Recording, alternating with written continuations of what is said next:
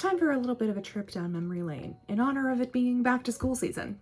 Whoa there, quick pause. Hi, it's Editing Katie here, just to tell you that this is a video from the archives. I filmed this video all the way back in September and intended to edit it and post it and just never did. I had a different video planned for this week, but since I have COVID, I could not film it without sounding awful and I didn't really feel like looking presentable for a video. So you're getting this video from the archives. It is what it is. So I hope you enjoyed nonetheless, and this is September Katie in a different location, looking not much different than I do now, let's be honest, but enjoy me going through my old school work because I kind of had a fun time listening to me ramble about this. For the footage ended up being like 50 minutes, but I did manage to trim it down to like 15.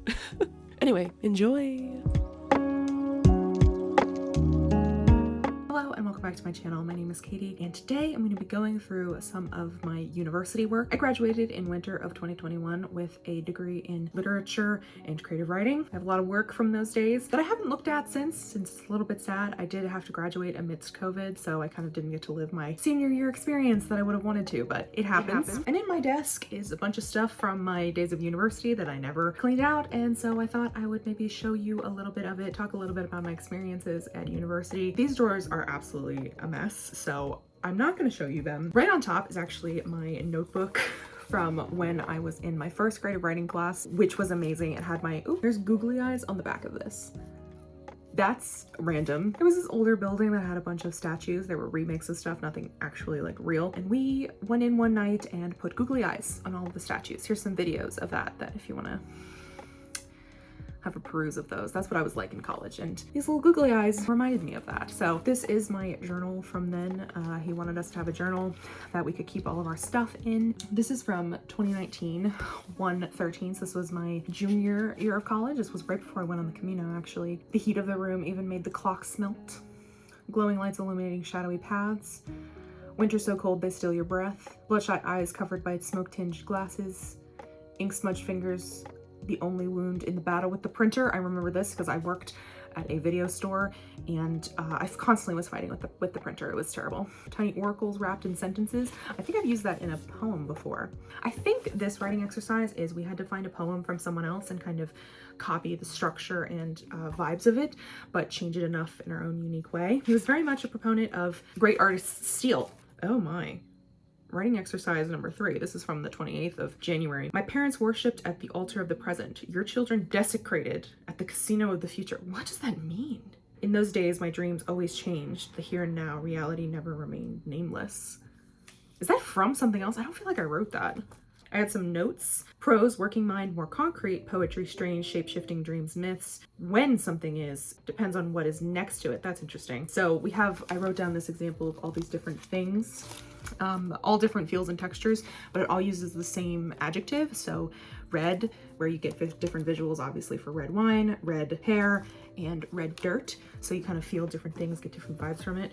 I know that seems really basic, but at the time, you know, hadn't really thought about any of this in any concrete way. Oh, this is a poem from when a friend of mine was kind of bitchy to me. And so I wrote up a poem about it. We did a cut up poetry portion of the class, and children who've never met me taught me to enter a party. They eat sunburned limbs with dinner, drink from psychedelic lights, then they're alone. And I was drunk by the sea.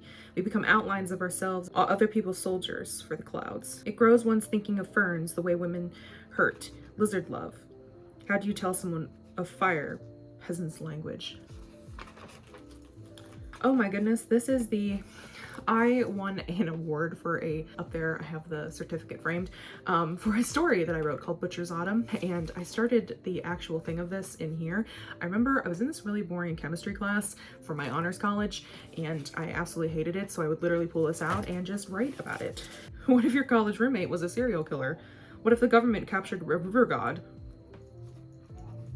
Shape of Water. What if it never stopped raining? What if death took a vacation? What if you could walk through mirrors? The Roomba was not what it seemed. The moon was not what she seemed. If only she had worn her wishbone necklace. It's a lot of like random, just like snippet things. There's nothing really like concrete in here. Oh my god. This is a writing exercise where I was talking about King Ronan, who is in fact the Wrath King. It says, Part A, character King Ronan. He's the sort of person to put others above himself because he has a death wish.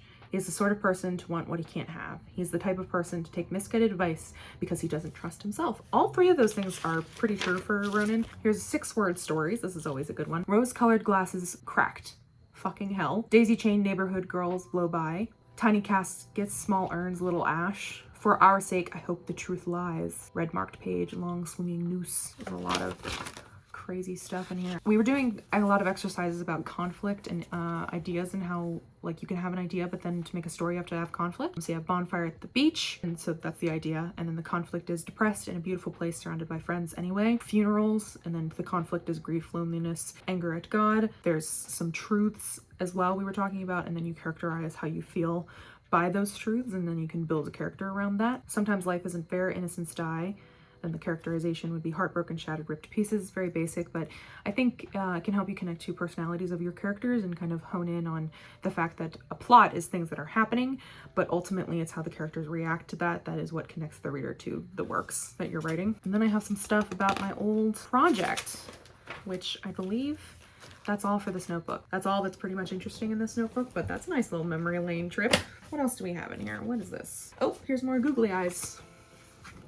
There's a lot of them in the store apparently. This is British and American Literature since 1900, spring 2018. This was my second semester as a creative writing and literature student. I loved being in this. There's a lot of great, A Supermarket in California by Lautner is one of my favorite poems of all time, as well as Allen Ginsberg. This is when I first discovered Allen Ginsberg. If you haven't read Allen Ginsberg, I'll leave some links down below. Modernism. Oh, here we go. We have a midterm essay. What did I get on the midterm essay? Let's look at that first. Hey, nice work, Katie. Comprehensive understanding. One of the most impactful events within contemporary history was the Great War, the war to end all wars. Literature before World War I glorified war, made it seem noble and a cause for men to die. However, the devastation of World War I turned the tone and mood and structure of literature to a modernist structure. Modernism is a style or movement in the arts that aims to break with classical traditions and forms. Modernism focuses on very few characters, with an emphasis on the reality of psychological experiences set to the backdrop of individual lives and epiphanies. And then I talked about the love song of J. Alfred Prufrock by T.S. Eliot, which apparently blends a traditional character together with a new setting and individual epiphanies to create a modernist poem that reveals the realities of a dark and unforgiving world. Prufrock is alienated from his society, from the women he wants to pursue, and this brings him to the conclusion that his life is meaningless, that he should continue to measure out life with coffee spoons. Despite Prufrock being a privileged enough man to be able to worry about whether or not he should eat a peach or not, he still struggles within the society's rules and feels unable to break free. Oh, and then we have talking about Ernest Hemingway. I personally actually really like Ernest Hemingway. I think this was about abortion. Modernism is very much about revealing the world as it is and about giving as objective a view of it as possible, while also just, being truthful in it. So, ooh, stuff about Heart of Darkness. I hate that freaking thing. More and more folders. It's upside down. This is a poem that I did some annotation on. It's called Fairy. I have no idea who this is by. And I basically was going through and marking all of the stuff on it that it meant. So, oh, this is from my honors college. Oh, wow. The Practical Guide to Critical Thinking. Isn't that lovely? There's a lot of highlighting here. So it puts all of the logical fallacies in here, which was very much a way that we constructed talking about literature, because you want to talk about literature in critical ways. How to live without irony. Ooh, irony, the expression of one's meaning by using language that usually signifies the opposite. Oh, here's some stuff about my social studies education that I never used because I didn't want to be a teacher and still don't want to be a teacher. Ooh, this is from high school, so we're gonna move swiftly on from that one. Oh, we got a lot of notebooks here. A lot of notebooks. I have this big thing. Who is this from? Oh, this is from April of 2019. Rain is wider than the sky. Whose class was this? Oh, I remember. This is my early American literature class, which I did not love. Oh, here's stuff about Skate Kitchen. Oh, this was also I took a critical film class, where we would do these papers, essentially, where we had to watch a movie every single week. Would go through different things to teach us about how to look at films in critical way. And I wrote one. This is the first iteration of writing about the Grinch. The Grinch does not pass the Bechdel test, in case you were wondering. This is the 2018 version of The Grinch as well. For society priding itself on being so happy and nice, none of the more human who's take on the strange green Grinch child for Christmas. The explicit meaning of the Grinch is the importance of family. No shit. This is like the first iteration of my my Grinch video, which you can still watch. It's still up. It's not my best work, but you know. We watched a weird movie called Escape Kitchen, which was not my favorite, if I'm being honest. Oh, Rephrasing Emerson. Oh, I remember this. We had to go and we had to look at Emerson and we had to rephrase him into modern language as a way to understand him. And then we did these exams. We had midterm exam again. Unfortunately, we were not allowed to write these on a computer. We had to write these on paper in 2 hours, which was awful, awful, awful, awful. What does Ralph Waldo Emerson mean by self-reliance? Emerson means by self-reliance that the individual needs to reject conformity in others' judgments and follow their own instincts and ideas. Self-sufficiency gives someone the freedom to discover yourself and become independent from the shackles of society's expectations. Don't know what any of that is. And this is humongous, super thick. Oh, this was from my poetry class where I had a very sexist professor who was sexist, homophobic, and all the horrible things. I will say though, it was quite funny. I had this as my address and stuff because you're supposed to label like where you're from and like your phone number and stuff for the submission of your poems and stuff. So that's what I put as mine. I thought it was so clever. Oh, this was when I had my publishing class. What is this picture? Show this picture. I have no idea what this means or what it's in relationship to.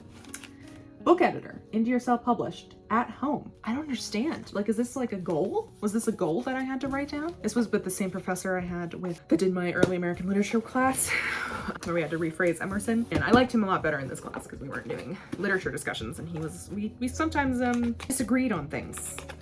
In our literature class. I think I wrote one time that something about the snake being a phallic representation of human sexuality within the Bible. Just a tidbit, just to see what the reaction would be. Oh, this is for my other story that I think I won an award for, but I never got the certificate for. There we go. That's the end of this one. There's not a whole lot of interesting stuff. A lot of it was notes and stuff that was, you know, I needed to give a lot of context for.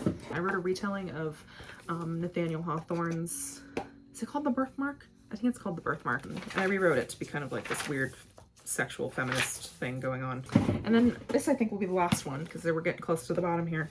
This was my favorite notebook. It says, my favorite word starts with F and ends with uck. Hint, it's not fire truck. I despise clickbait.